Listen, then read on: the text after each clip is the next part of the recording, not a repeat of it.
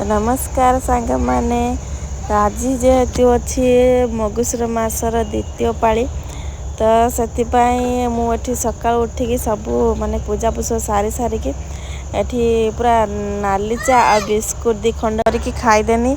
तो जेहेतु मत ठंडा है माने नानी घर आसला पाखर एत जोर ठंडा है तो कम सादे जल्दी जल्दी चा गरम गरम पीदेनी। आपर ये बनई खीरी आउ रुटी भजा आउ ताकू भी खाईदेनी जल्दी जल्दी कहीं आज सका मुझे चाहिए आज एत सारा खाया मत मिलूँ तो ताकू खाई सारा पर एठी मु परोटा आउ करी भजा माने अमृतभंडा भजा करी ताकू भी गरम गरम एठी खाईदेनी।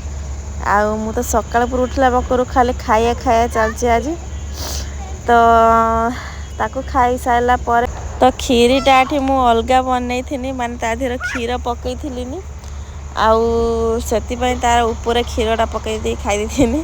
तो ये खाया सार सारा पर ये तरकारी रांधिया परिया सब काटी नहीं थी कहीं आज गुरुवार जेहेतु अच्छी आज तो अरुआ भात खाया कथा किंतु आमर अरुआ भात खाऊने रुटी करी खाऊचे तो माँ मु दी जन खाई मो रुटी से रुटी करदे थी आउ ये परिया सब काटनी थी अमृतभंडा गाजर कदली सब काटी थी एका सांगर सब सीझेदेनी कहीं झीर सीझा काटदेनी। तो ये गोटे बढ़िया से खाया बन दी तरकारी बढ़िया देखा फुट फुट पकई रांधि थी।